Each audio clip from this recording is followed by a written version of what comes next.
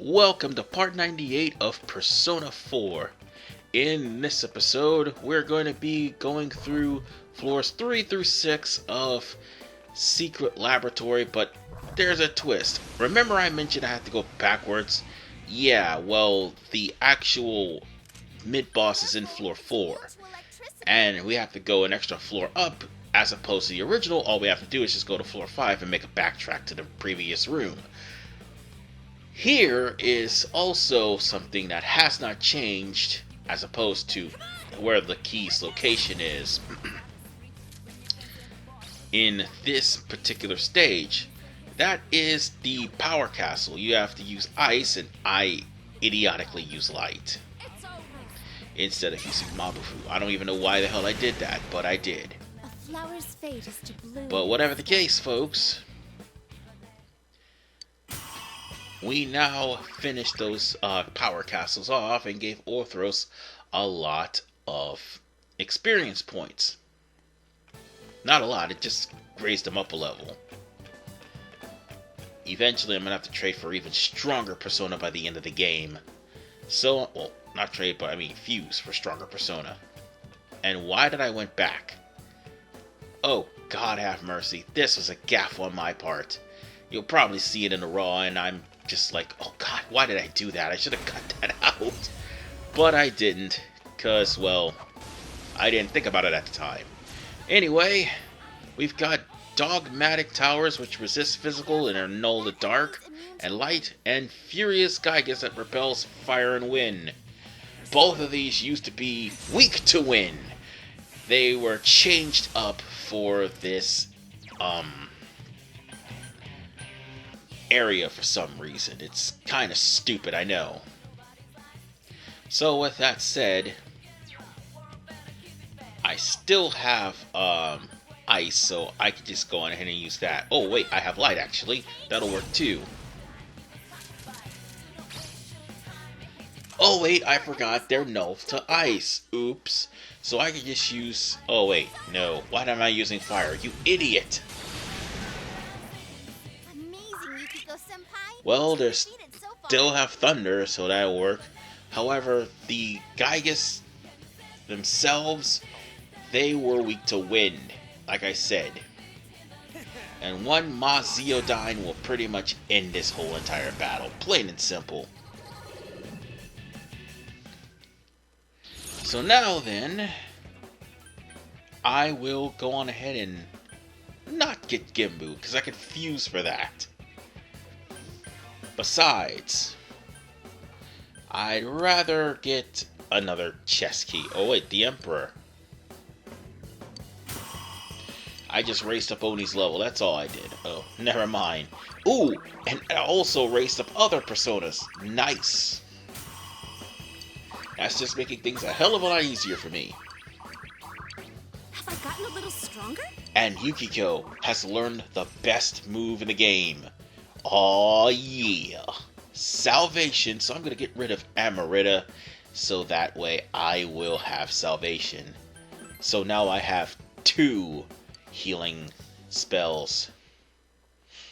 And if push comes to shove and I take Yukiko to the hot springs, when the hot springs event actually opens up, I'll probably replace Medea Rahan, because salvation is so much of a better move, although it will cost more, more SP than what Medea Rahan will actually cost, basically.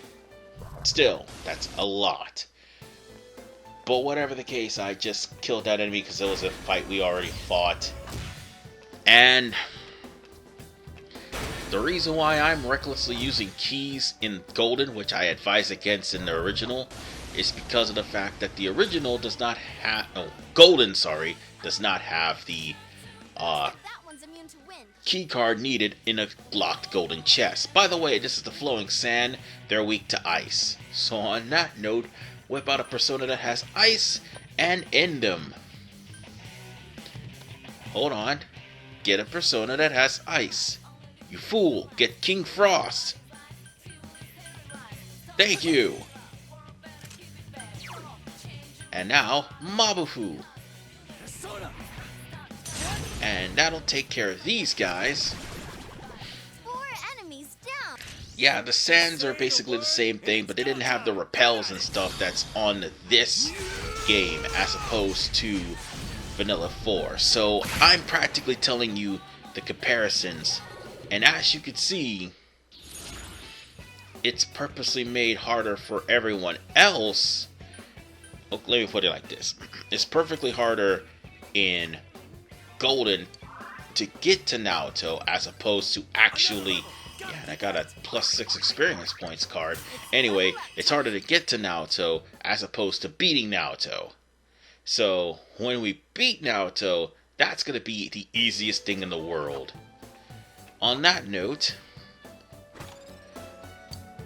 we run into a monster that jumped out of the box. This is Shallow Okina. It's weak to electricity and drains wind. Originally, that one also was weak to wind. They metagamed against Yosuke. That's probably what it is. And actually put more focus on Kanji. I understand, considering the fact that Kanji was one of the closest to her and he happened to have a crush on her, but still, this used to be a dungeon that Yosuke would dominate, because most of the enemies would be weak to wind. Well, whatever the case, let's just describe the aesthetics of Secret Laboratory. Quite frankly, Secret Laboratory has a lot to do with Naoto's fair sex. And by that I mean Naoto's a girl, not a guy. I think I've already spoiled that and established that. However, this hammers it home. Even more so, she feels left out by the boys, so that's what this secret laboratory is for. And most of the enemies have something to do with things that normally boys would like. Like, for instance, there's Megazords. And also there are shrines and statues and stuff like that. While girls do like shrines and stuff, guys basically like that even more.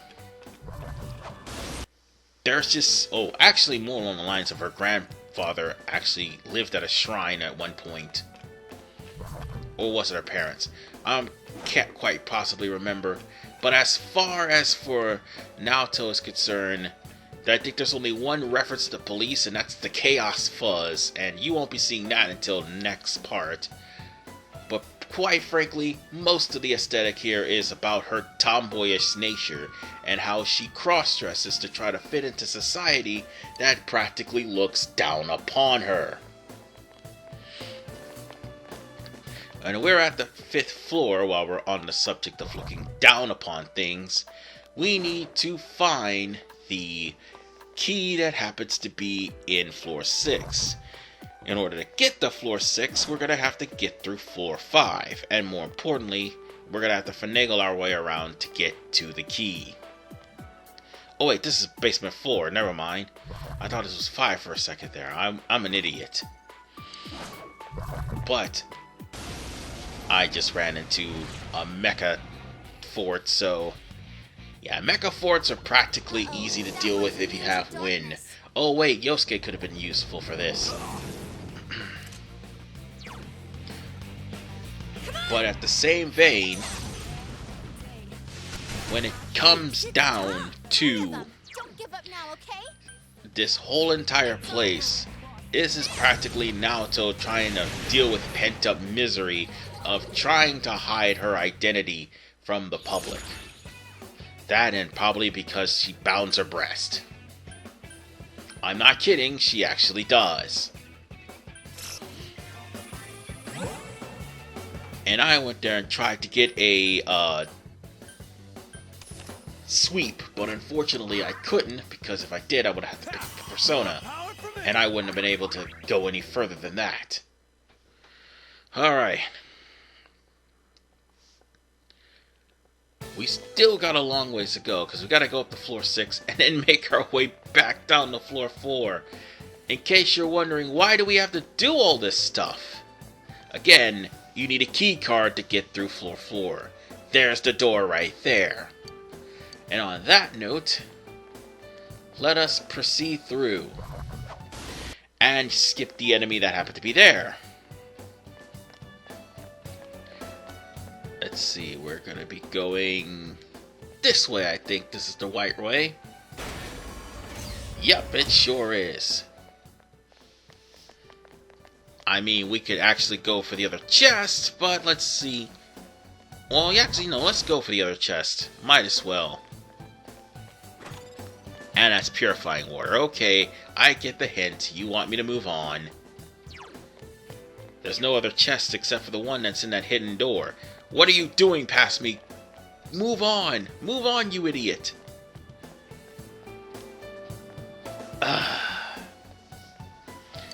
Good Lord, have mercy. Sometimes I just don't think when I do things.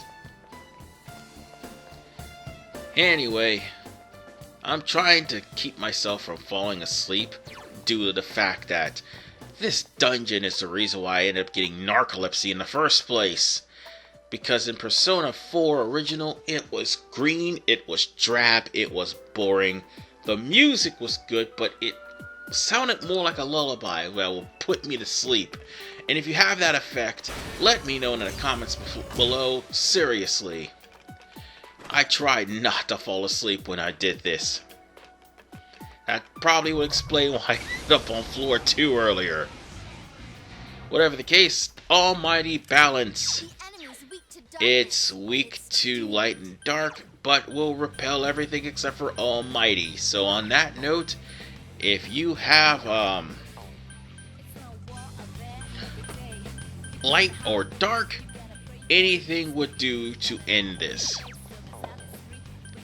And why am I trying to find light or dark? Oh, wait a minute, hold on, it's got a resistance to strength. Never mind. Okay. But that's alright. At least we managed to kill both of these off. So I don't have to worry about dirtying my hands too much. Yukiko and Chie are pretty much wrecking things. Yeah, and I'm gonna have to go through this with Yosuke, Teddy, and Naoto. Yeah, that's right. After we finish this and eventually come back here to the Midnight Channel, we're going to have to come here with Naoto and actually strengthen her up, because she might not get too much of a level up to match the team. And in the worst possible time, too. Oh, look, there's actually a rare demon here. And I went there and cut that off because I've already shown you Opulent Hand. And now, we're going to continue, but first, let's kill this monstrosity here. This is the Fail Gene. It repels physicals. That's it. And next is the Mighty Beast. It repels darkness, resists wind and thunder, and is weak to ice. So yeah, that's basically it. Oh, by the way, Chie actually learned Rainy Death off screen, so there's that. Go, Chie-senpai, go! Kick their It's not even a water attack, it's a physical attack. Oh! And I found out the hard way that it actually repelled stuff. Ah, there we go. At least lightning actually worked. Normally, at least. So on that note, let's grab a chest key. Might as well. Normally I would not do this, but chest keys are actually pretty good at this point. That means more chests to open. And besides, it's not like it's Persona 5 and the dungeon's gonna disappear after you waltz right into it. You can always come back to get the treasure. Oh, excuse me. Oh, God. Hiccups. But at the same vein, we're almost done here. We just need to get to basement floor 5, and we just need to go to basement floor 6 and get the key. Oh, sorry, I almost slipped off my bed. That's why I moved up. So let's show off Salvation. There you go. Salvation is really good. Although it costs Yukiko a good bit of spirit points, it doesn't matter. And there's the entrance to basement floor 6, but first, let's check the treasure room. Okay, that has a treasure with a key, that has a treasure that doesn't have a key. Fantastic, let's get rid of you. See what we got here.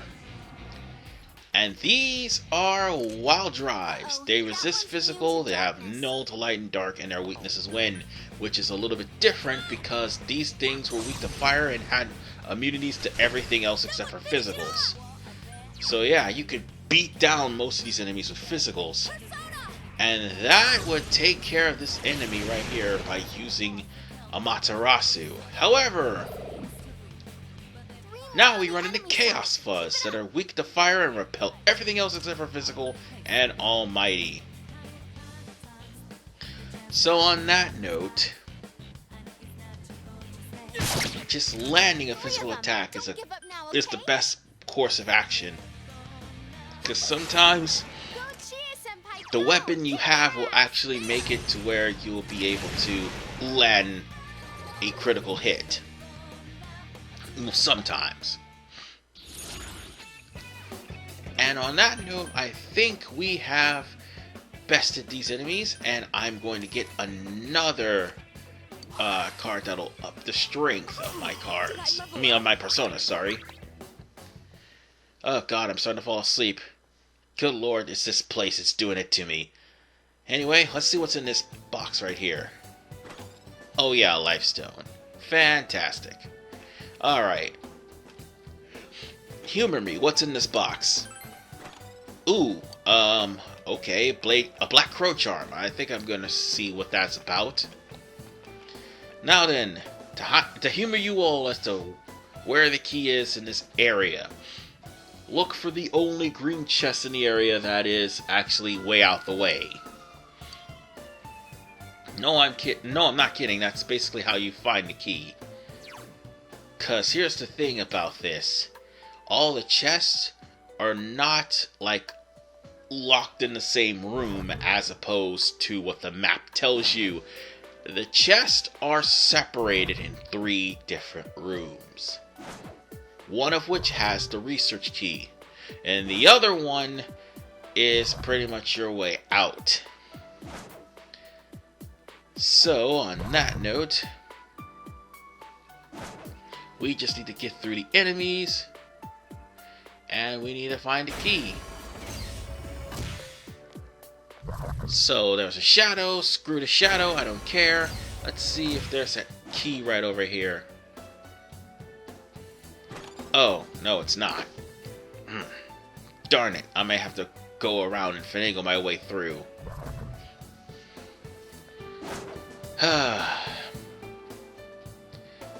Alright, let's see if we could do that. Oh, I don't think we can enter in that door. That door will actually lead you to the next destination. Yes, it's locked behind a key card. Yeah, we passed the opulent hand, we killed it. Even though it actually had on a high counter, which pretty much insta-killed Kanji when he tried to use Primal Rage. Yeah, he actually learned that, by the way. So, on that note, let's just bypass all the enemies here, get the chest here, and there's our research key. We're gonna have to go back down. So on that, or should I say go back up. So that mode, we're gonna have to move across a previous floor, which is something you weren't able to do with Persona 4. You had to backtrack. And we can't move a single floor lower. So what we're gonna have to do, we're gonna have to discover our way all the way to the bottom. So on that note, we're gonna be fighting some enemies. Or not. We're just going to run and take the treasure. Whatever the case, we don't have a key for that. Not yet. I think there was another entrance, so let's try to use that one. Maybe it'll lead me to the next floor, or lead me to the lower floor. So yeah, if you practically was given the runaround, which, by the way, the NPCs actually do here, I'm going to... Oh wait, there's no NPCs here. God damn it, I keep messing up. But if you give the runaround, and that's what this place actually does to you, that's what I meant to say. If you get the runaround and trying to find enemies, yeah, just take a deep breath and step back. There's other places you can go. Remember that. And on that note, we're going up to basement floor 4. And we're going to explore floor 4 again, only this time for the hidden boss. This is RV Man 9, or not, I wouldn't say hidden boss, I meant to say mid boss. But anyway, this is RV Man 985. I'll see you guys at part 99 when we take on the rest of the secret laboratory. This is RV Man 985. Peace out.